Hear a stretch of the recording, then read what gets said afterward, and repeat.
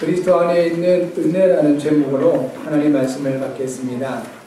하나님께서 모든 창조물 가운데 유일하게 사람을 하나님의 형상으로 창조하셨습니다. 창세기 1장 27절에 이렇게 말씀하십니다. 하나님이 자기 형상 곧 하나님의 형상대로 사람을 창조하시되 남자와 여자를 창조하셨다 하셨습니다. 하나님의 형상은 그리스도를 말합니다. 고린도후서 4장 4절에 그리스도는 하나님의 형상이니라 하셨고요. 골로새서 1장 15절에 그는 보이지 아니하는 하나님의 형상이시오 라고 말씀을 하셨습니다. 하나님은 모든 피조물 가운데 유일하게 사람을 그리스도께서 함께 하시는 영적 존재로 만드신 것입니다. 아무리 똑똑하고 아무리 예쁘고 해도 짐승들에게는 그리스도와 함께하는 기능이 없습니다. 영적인 존재가 아닌 것입니다.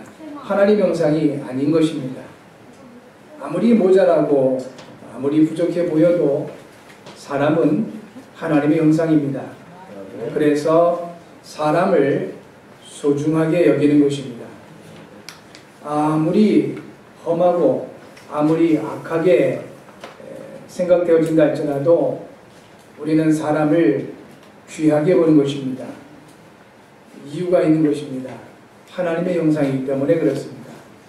단지 사람이 마귀에게 속아서 죄를 범하고 하나님을 떠나 있기 때문에 하나님의 형상을 잃어버렸기 때문에 영적인 존재, 영적인 그 생명을 잃어버렸기 때문에 사람들이 이상하게 되는 것입니다.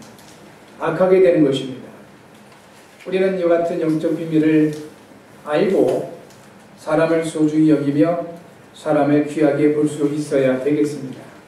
우리 하나님께서 사람을 그렇게 보십니다. 온 천하 사람들이 하나님을 대적한다 할지라도 하나님께서는 끝까지 그들을 기다리시며 그들에게 생명 주시기를 원하시는 것입니다. 이 세상을 살아가고 있는 많은 사람들이 어렵고 힘들고 고통받을 수밖에 없는 이유가 여기에 있는 것입니다. 하나님의 형상을 잃어버리고 하나님께서 복을 주셨는데 이 복을 아예 놓쳐버린 것입니다. 하나님의 형상으로 만드신 이후 하나님께서 사람에게 가장 먼저 주신 것이 복입니다. 그래서 모든 사람에게는 행복하고자 하는 본능이 있는 것입니다. 하나님께서 사람에게 복을 주시고 그리고 이후에 비로소 말씀을 주셨습니다. 하나님의 말씀을 통하여 사람들에게 할 일, 사명도 주시고 살아가야 할 방향도 주신 것입니다. 오늘 예배하는 여러분, 무엇보다도 우리가 하나님의 말씀을 받기 위하여 하나님 앞에 섰습니다. 그런데 하나님께서는 지금도 우리에게 원하신 부분이 한 가지가 있습니다. 우리가 말씀을 잘 받고 사명을 잘 감당해 나가는 것도 중요하겠지만 그보다 하나님께서 저와 여러분을 향하여 정말 원하시는 부분이 한 가지가 있다면 우리가 행복한 하나님의 자녀가 되는 것입니다. 하나님과 함께 할 때 하나님 주신 복이 임하게 됩니다. 하나님 주신 복을 누릴 때 우리는 행복할 수가 있는 것입니다. 행복한 사람이 될 때 우리에게 주어진 모든 일을 잘 감당해 나갈 수 있을 것이고 혹 그 일이 잘 안 된다 할지라도 우리는 그 일에 매이거나 눌리지 않게 될 것입니다. 이 부분을 잃어버리고 알지도 못하고 놓쳐서 결국은 모든 사람이 세상에 잡히거나 또 눌리거나 매이게 되는 것입니다. 예수께서 말씀해 주셨습니다. 진리를 알지니 진리가 너희를 자유롭게 하리라 하셨습니다. 사랑하는 성도 여러분, 그리스도신 예수님의 그 말씀대로 자유로워지는 여러분 모두가 되어지길 바랍니다. 이 영적 문제를 바로 알고 하나님이 주신 해답, 유일한 해답인 그리스도의 빌 속에 들어가게 되면 우리는 자유로울 수가 있습니다. 마귀에게 속아서 죄를 범하고 하나님 떠난 이 문제를 영적인 문제라고 합니다. 이 영적 문제를 해결받지 못하면 결국 영적인 노예처럼 되어버립니다. 그리고 영적인 전쟁 포로처럼 되어버리고요. 또한 영적인 속국 식민지처럼 될 수밖에 없는 것입니다. 이 문제를 해결하기 위해서 우리 하나님께서 이 세상에 그리스도를 약속해 주셨습니다. 그리고 약속하신 대로 그리스도가 이 땅에 오셨습니다. 십자가를 통하여 피 흘리심으로 죄 문제를 완벽하게 해결하셨습니다. 죽으시고 부활하신 이후 마귀의 일을 완전하게 멸해버리셨습니다. 또한 하나님 보좌에 앉으신 증거로 주의 영으로 믿는 자들과 함께 하심으로 하나님 만나는 길을 열어주셨습니다. 하나님께서는 우리에게 그리스도 안에 있는 이 은혜를 주시는 것입니다. 이 은혜가 여러분에게 생명이 되시길 바라고 능력이 되어질 줄 믿습니다. 그리스도 안에 있는 은혜를 알고 가지고 누리면서 인생이 바뀌고 영적인 상태가 완전히 바뀐 대표적인 인물이 바울입니다. 바울은 사도행전 21장 39절과 사도행전 22장 3절을 통해서 길리기아 다소 출신인 것을 알 수가 있습니다. 그 당시 세계 3대 철학 도시 중에 한 곳이었습니다. 그리고 바울은 가말리아라는 유대 스승 중에 양대 학파 중 한 학파의 그 시조인 가말리아 문화생이라고 나와 있습니다. 쉽게 말하면 어릴 적부터 엘리트 교육을 받은 사람이다 하는 것이죠. 빌립보서 3장 5절과 6절 말씀을 통해서 확인할 수 있는 내용이 있습니다. 바울이 스스로를 소개한 내용입니다. 나는 8일 만에 할례를 받은 자요 이스라엘 족속이요 베냐민 지파요 히브리인 중에 히브리인이라 했습니다. 8일 만에 할례를 받았다는 소리는 정통 유대인이라는 말입니다. 이스라엘 족속이라는 것은 혈통을 강조한 것이고 베냐민 지파라는 것은 왕족이라는 것입니다. 이스라엘의 최초의 왕이 사울왕입니다. 그 사울왕이 베냐민 지파입니다. 그 사울왕의 후손이라는 것을 얘기한 것이고요. 히브리인 중에 히브리인이라 하는 것은 철저하게 하나님의 율법 가운데서 살아가고 있는 사람이라는 것입니다. 그래서 이렇게 자기를 소개합니다. 율법으로는 바리새인이요. 이 바리새인은요, 쉽게 이해를 돕기 위해서 그 당시에 큰 마차 3개 정도의 책을 완전히 외울 정도의 그러한 사람들이 바리새인이라고 해요. 그만큼 공부를 많이 해야 될 사람이고, 그리고 그만큼 출세가 보장되어 있는 사람들이 이 바리새인이었던 것입니다. 그리고 이렇게 자기를 소개합니다. 열심으로는 교회를 박해하고 율법의 의로는 흠이 없는 자라, 이렇게 말합니다. 사도행전 7장 58절에서 이 바울이 스데반이 복음을 전하다가 순교하는 그 현장에 증인으로 있게 됩니다. 사도행전 8장 1절에서 확인할 수 있는 것은 이 바울이 스데반이 돌에 맞아 죽는 것을 마땅히 여겼다고 합니다. 그만큼 이 율법, 유대교의 열심이었던 모습을 볼 수가 있습니다. 사도행전 9장 1절에 보니까요, 주의 제자들에 대하여 위협과 살기가 등등했다. 그러니까 복음을 모르고 종교에 깊이 빠져 있었던 바울이 예수님의 그 제자들을 보면서 위협하고 죽이고자 하는 마음이 너무 많았던 것입니다. 여러분 상상해 보십시오. 누군가에 대해서 굉장히 미워하고 그 미움이 지나쳐서 죽이고 싶을 정도의 그 미움이 가득한 사람, 그 사람의 마음이 어떨까요? 결코 평안치 않을 것입니다. 나름대로의 그 목적과 의식은 있겠지만 결코 평안치 않았던 모습을 볼 수가 있습니다. 이런 바울이 다메섹으로 예수 믿는 사람들을 잡으러 가는 길에 부활하신 예수님께서 그를 찾아오셨습니다. 바울아, 네가 왜 나를 핍박하느냐? 주여 누십니까? 나는 네가 핍박하는 예수라.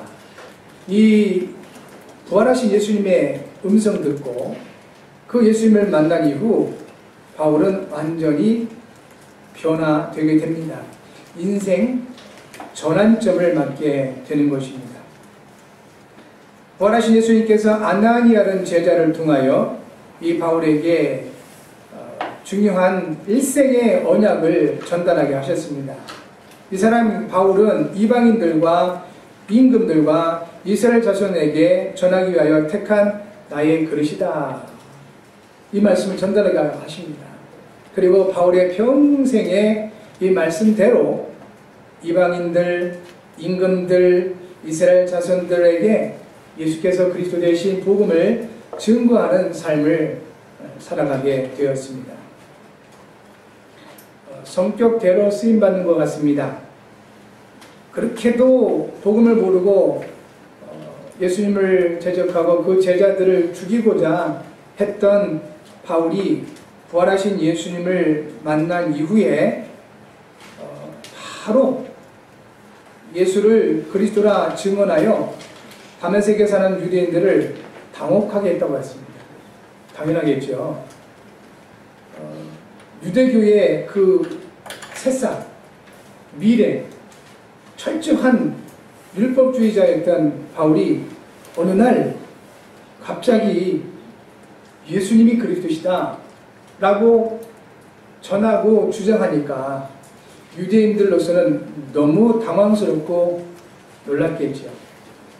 계속 이 복음을 증거하니까 유대인들이 드디어는 이 바울을 죽이고자 공모를 하게 됩니다. 그래서 성에 있었던 이 주의 제자들이 몰래 바울을 바구니에 담아서 탈출을 시키게 됩니다. 이 바울이 갈라디아서 1장 17절 말씀을 보니까 도망가기를 저 아라비아 사막으로 도망가게 됩니다. 그곳에서 아마 오랫동안 깊이 기도할 수밖에 없었을 것입니다. 왜냐하면 유대인들이 쫓아다녔기 때문에 죽이고자 쫓아다니니까 피한 것이 사망으로 피한 것입니다. 그곳에서 뭐 했겠습니까? 기도했겠죠. 그리고 이 사람은 학자입니다. 또 깊이 그리스도에 대해서 성경을 가지고 연구하고 또 찾아냈을 것입니다. 이런 바울을 이제 자기 고향 다소에 와 있을 때 바나바가 안디옥 교회로 데리고 갑니다. 그때부터 본격적으로 복음 사역에 쓰임받았던 바울이었었던 것입니다. 여기서 우리가 볼 수 있는 것은 바울이 복음을 모르고 하나님을 대적하고 사실은 하나님을 위한다고 한 것이 그런 겁니다.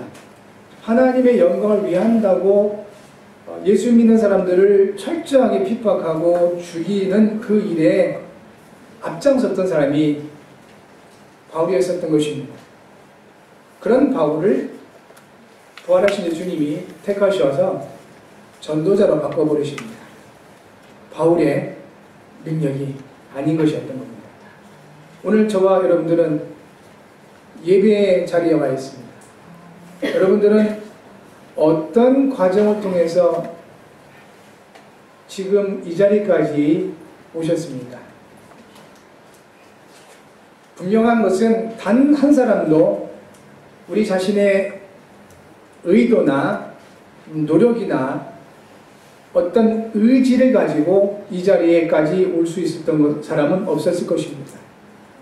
하나님께서 저와 여러분들을 영세전에 택하셨다 하셨습니다.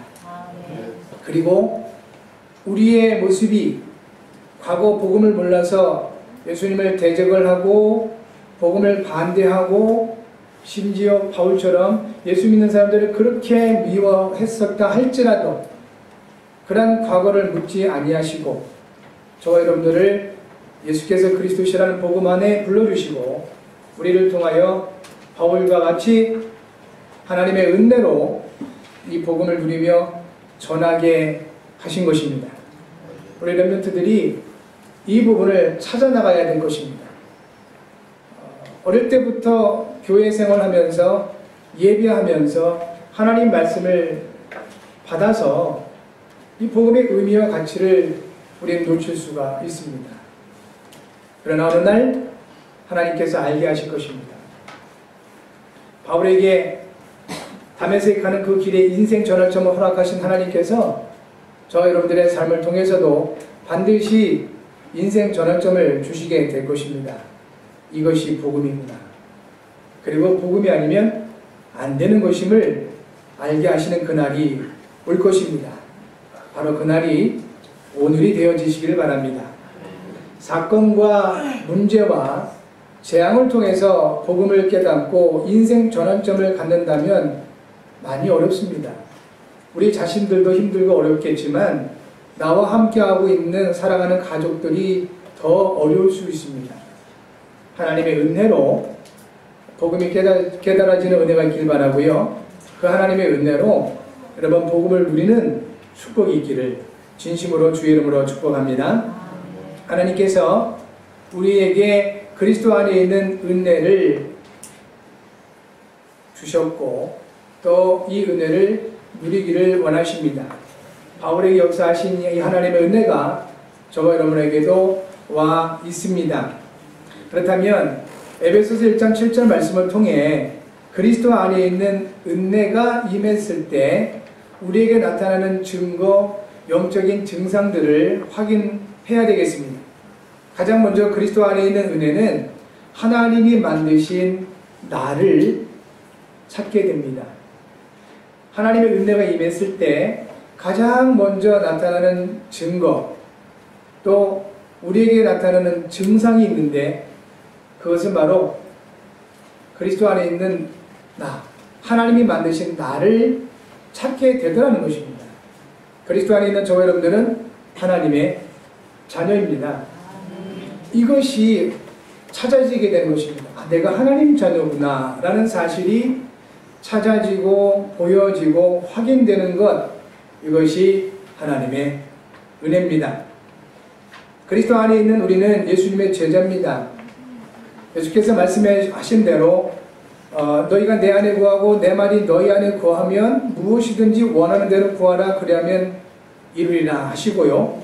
요한복음 15장 8절에 너희가 열매를 많이 맺으면 내 아버지께서 영광을 받으실 것이요 너희는 내 제자가 되리라 하셨습니다. 우리는 예수님의 제자입니다. 이것이 그리스도 안에서 우리가 받은 영적인 정체성입니다. 하나님 만드신 나, 제자로 만드셨습니다. 그리고 우리는 그리스도 안에 있으므로 증인이 되었습니다. 여호와의 증인도 아니고 이상한 증인이 아니라 우리는 그리스도의 증인입니다. 예수님께서 부활하신 이후 말씀해 주셨습니다. 오직 성령이 너에게 마시면 너희가 권능을 받고 예루살렘과 온 유대와 사마리아와 땅끝까지 이르러 내 증인이 되리라 하셨습니다. 예수님이 말씀하신 겁니다. 결국 우리는 예수님의 증인, 예수님이 그리스도시라는 증인이 된 것입니다. 이것이 하나님이 만드신 나, 바로 여러분들은 그리스도의 증인인 것입니다. 또한 그리스도 안에 있는 우리는 시대의 재앙을 막을 전도자인 것입니다. 모든 재앙의 근원은 사단입니다. 악한 영이죠. 그러나 실제로 세상에 재앙이 들어오게끔 하는 그 통로는 결국 사람입니다. 시대마다 전쟁을 일으키고 어마어마한 폭력을 일으키고 수많은 사람들을 어렵게 만든 것은 결국 사람입니다. 왜 사람들이 그렇게 될 수밖에 없었을까? 성경은 명확하게 그 이유를 말해주는 것입니다. 배경이 사탄, 마귀, 흑암 세력이다 하는 것입니다.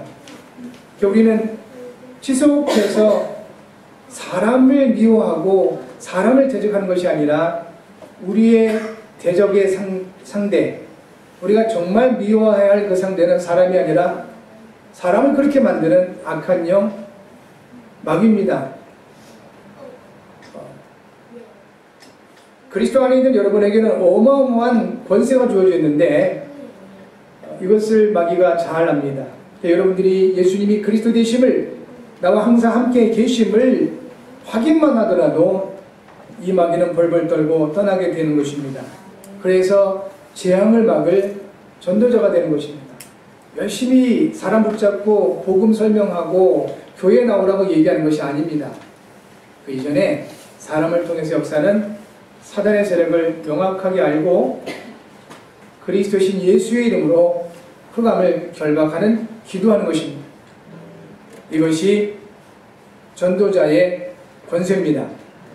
또한 우리는 그리스도 안에 있음으로 말미암아 렘넌트의 발판이 된 것입니다. 후대를 살리는 것입니다.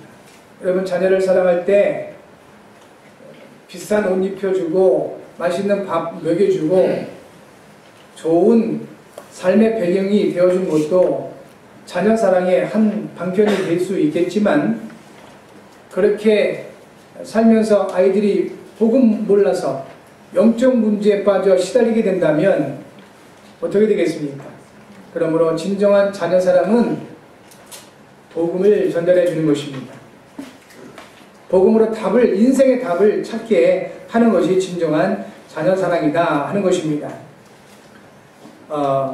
이 같은 영적인 정체성은 참 선지자이신 그리스도로 말미암아 받은 은혜가 되는 것입니다. 여러분, 참 선지자이신 그리스도로 말미암아 받은 이 영적 정체성을 여러분 깊이 있게 또 사실적으로 누리시는 축복이 있기 바랍니다.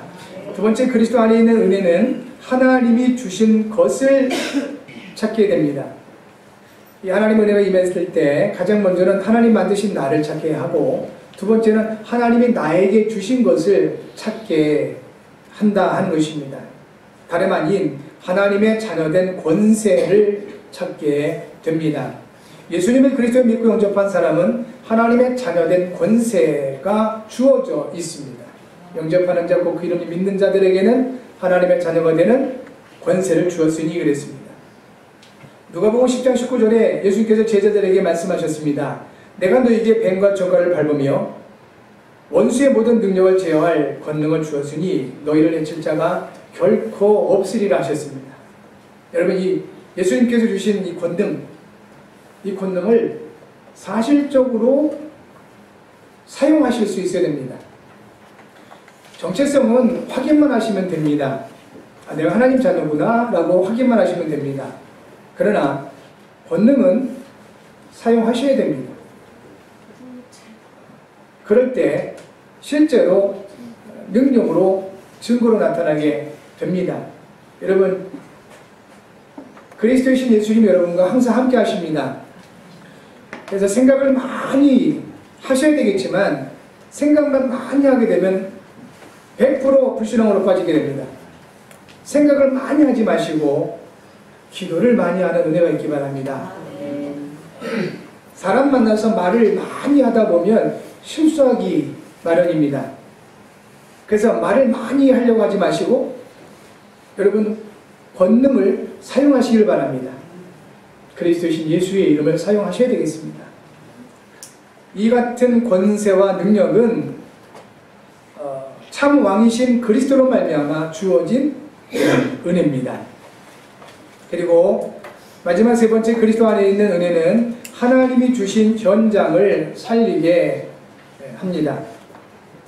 모든 현장은 죄의 권세에 잡혀 있습니다.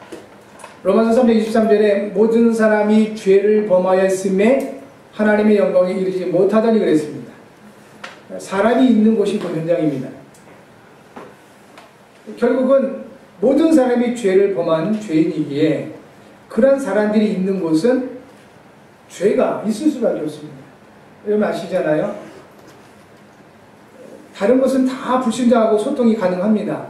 그런데 예수님이 그리스도시다, 이 얘기하면은 불신자들이 여러분을 굉장히 대적을 하고 미워하고 원수처럼 여기게 되죠. 이상하지요? 그렇게 우리가 뭐 강조를 하는 것도 아님에도 불구하고 예수님 얘기만 하면 그렇게 사람들이 싫어합니다. 왜 그럴까요? 그게 바로 죄의 성이라는 겁니다. 사람들의, 아담에 우선된 모든 사람들에게는 하나님을 멀리하는 본능적인 어떤 성품이 있어요. 왜냐하면 그게 아담으로 말미암은 죄성이다 하는 겁니다. 모든 사람이 죄를 범하였으며, 야고보서 1장 15절 보니까요, 욕심이 잉태한 즉 죄를 낳고 죄가 장성한 즉 사망을 낳느니라 했습니다. 이 죄 문제를 해결하기 위하여 우리 예수님께서 그리스도로 오셔서 피 흘려 죽으신 것입니다. 현장 살릴 수 있는 유일한 길, 복음밖에 없습니다. 우리의 지식 가지고 현장 살릴 수 없습니다. 의학이나 과학 가지고 현장을 살릴 수 없습니다. 철학, 더 혼란하게 만듭니다. 오직 복음으로만 죄에 잡혀있는 현장을 살려낼 수가 있는 것입니다. 이 같은 저주와 재앙에 빠져있는 현장을 살리는 것은 참 제사장이신 그리스도로 말미암아 주신 은혜인 것입니다. 로마서 8장 1절과 2절에 그렇습니다. 말씀하시기를 그러므로 그리스도 예수 안에 있는 자에게는 결코 정죄함이 없나니 이는 그리스도 예수 안에 있는 생명의 성령의 법이 죄와 사망의 법에서 너를 해방하였습니다 했습니다. 죄와 사망의 법에서 해방할 수 있는 유일한 길, 그리스도 예수 안에 있는 생명의 성령의 법으로만 가능하다는 것입니다. 무엇보다도 그리스도 안에 있는 여러분, 복음으로 말미암아 자유하시기를 바랍니다. 그리스도 안에 있는 여러분, 하나님 주신 이 생명을 누리시는 은총이 있기를 바랍니다. 그래서 이번 한 주간 바울을 통하여 고백하게 하신 그 하나님 역사가 여러분에게도 동일하게 역사할 줄 믿는 것입니다. 이제 복음을 깊이 알고 누리면서 전했던 이 바울이 빌립보서 4장 4절에 이렇게 고백합니다. 주 안에서 항상 기뻐하라. 내가 다시 말하노니 기뻐하라 하십니다. 이것은 복음을 깊이 누리며 전했던 이 바울의 고백입니다. 물론 성령의 역사하심이 이 바울에게 있었습니다.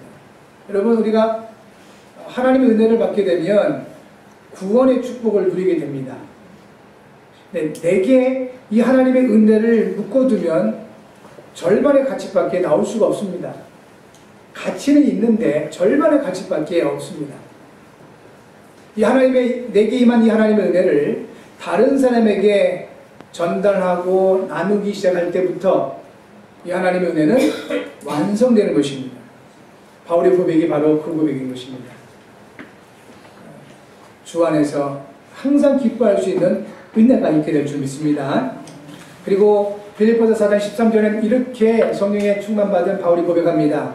내게 능력 주시는 자 안에서 내가 모든 것을 할 수 있느니라. 세상을 살아가면서 얼마나 많은 도전이 있습니까? 중요한 중직자들일수록 우리 렘넌트들 학업에 있어서 얼마나 많은 어려움이 있습니까? 그럴 때 기억하셔야 됩니다. 내게 능력 주시는 자 안에 있으면 모든 것 가능하다. 이 말씀 성취가 여러분에게 응답이 되어질 줄 믿습니다. 그리고 빌립보서 4장 19절에는 이렇게 고백합니다. 나의 하나님이 그리스도 예수 안에서 영광 가운데 그 풍성한 대로 너희 모든 쓸 것을 채우시리라 하셨습니다. 중요한 공통점이 있습니다. 주 안에서, 그리스도 안에서입니다. 한 주간도 그리스도 안에서 여러분 하나님 주신 은혜를 깊이 있고 또 사실적으로 누리시는 여러분 모두가 되어지기를 주의 이름으로 축복합니다. 그래서 이번 한 주간 매일 그리스도 안에 있는 은혜를 묵상해 보시고 그리고 이 은혜를 누리시는 기도의 시간을 가져보시기를 바랍니다. 주보에 기록되어 있는 기도 제목 같이 하겠습니다. 하나님 아버지, 그리스도 안에 있는 은혜를 묵상하고 누릴 수 있는 힘을 주셔서 이를 위해 성령으로 충만하게 하시고 인도하소서. 그리스도의 신 예수님의 이름으로 기도합니다. 아멘. 기도하겠습니다.